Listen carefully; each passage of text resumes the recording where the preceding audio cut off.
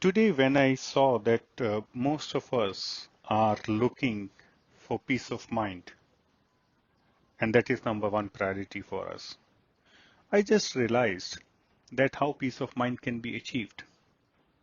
Now, let me ask you something.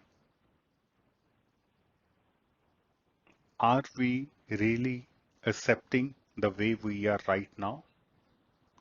Or do we always seek permission or acceptance from others?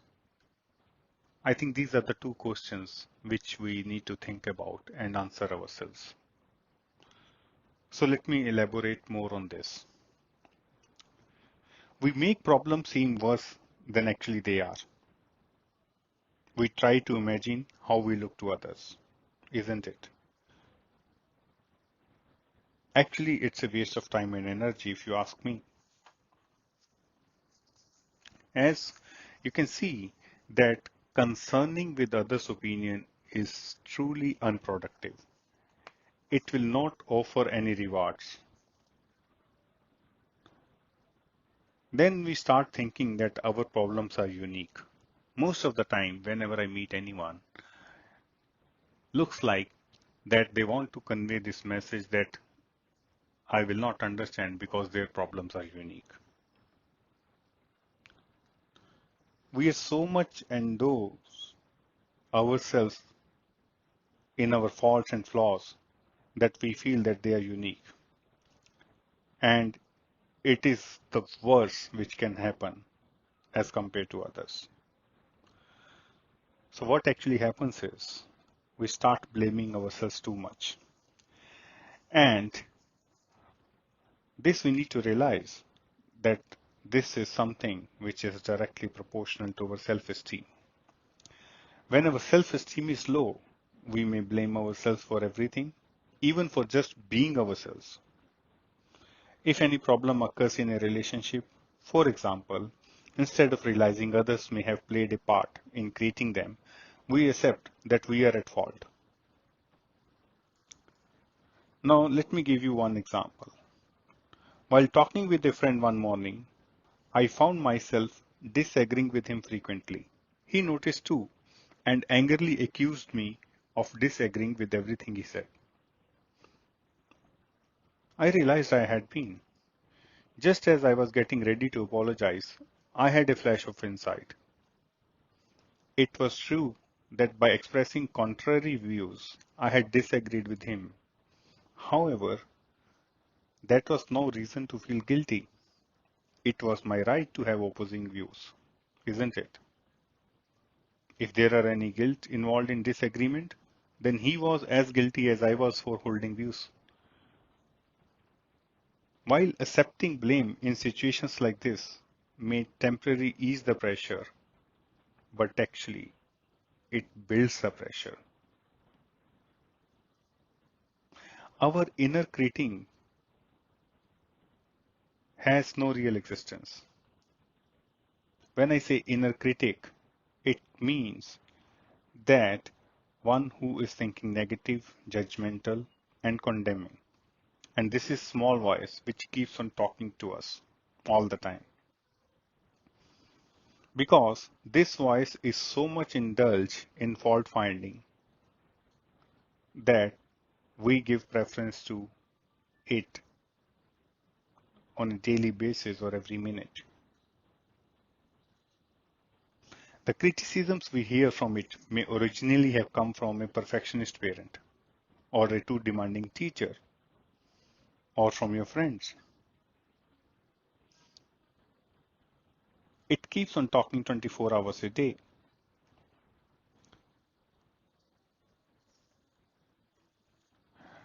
Now let me tell you that this harmful inner voice constantly reminds us that we do not measure up, we are not good enough, or we won't be ever. So actually, this inner voice or inner critic is not our friend, and we don't need any more enemies. Now let's understand why we don't like ourselves. When our self-esteem is shaky, we start doubting ourselves. We start doubting our confidence. We keep telling ourselves, I'm inferior to other people. Now, whenever one person is compared with another, it is obvious somebody has to lose, right? If we have a poor opinion of ourselves, it will probably be us who is going to lose. Now, let me ask, is there any point in comparing ourselves with anyone else? Of course not. Life is not a contest. How well we measure up to others is unimportant. What is important is stopping this damaging habit. To do so, we need to remember no matter what basis we use for comparison, some people will seem better than we are and others will seem worse. Some people dislike me, so there must be something wrong with me. This is again is inner voice which keeps telling us. Now, trying to change ourselves to make others like us better is not the solution. Then we keep repeating ourselves. I have done so much awful things. People would want nothing to do with me if they found out about them, isn't it? There are so many secrets which we are keeping to ourselves as a part of guilt, and we are living with them daily. Then there are certain things when we say or look into the mirror, something is wrong with me the way I look. We believe certain part of us, like our nose, eyes, feet, teeth, hand, are too big, too small, too wide, or too something else. How tall is too tall? How short is too short? Using the word too is actually a giveaway. We are playing with our comparison game. Please understand, each of us is unique in physical expression. We need to celebrate that uniqueness rather than complaining about it. Sometimes we say that my body embarrasses me. Now, instead of being something we can depend on for stability, our body sometimes seems to let us down at worst possible times.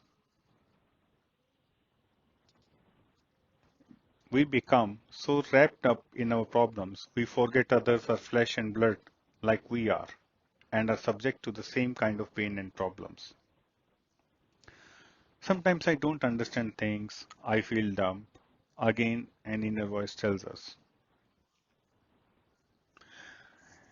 For all this, you need to understand that actually ignorance is not a dirty word. It is simply a lack of information. Since we are different from one another, or our backgrounds or experience varies, so it is inevitable that sometimes others will appear smarter than we are, or other times we will be smarter than they are. So when we are unable to make sense of what others tell us, we blame ourselves. And we start building a set of unrealistic rules and standards by which we are supposed to regulate our lives. If we take these rules seriously, then every one of us has done things some people might regard as wrong or sinful. Now, let me tell you the truth about ourselves. You need to understand the belief system has to be that self-acceptance is the most important thing here. One belief can be my value as a human being is unrelated to who or what I am, how I look, what I have done or may do, my race, religion, sexual preference, skin color, my accomplishments, or even lack of them, my background, or any other factor, including how I compare with others. This will lead to unconditional love and acceptance. Accepting ourselves doesn't mean necessarily that we want to stay as we are. We may choose to change. The only thing here is that we are increasing our awareness about who we are. Now, there are many exercises to accept ourselves. In this lecture, I can give you some positive affirmations which you can note down. Are you ready? I do the best and only thing I can do at all times. I am wonderful and worthwhile just as I am. It is okay for me to be weak sometimes. I am as important and worthwhile as anyone else. I feel warm and loving toward myself. No one is more or less valuable or worthwhile than I am. I refuse to call myself derogatory names. I accept the facts about myself. They are neither bad nor good, they are just they are. I refuse to accept blame either from myself or others. I love and appreciate myself just as I am. I accept my feelings as part of myself. It is okay to have the feelings I do.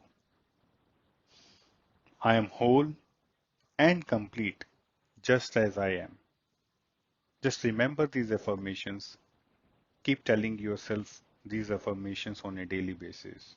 You will see a magical change in your life. Thank you.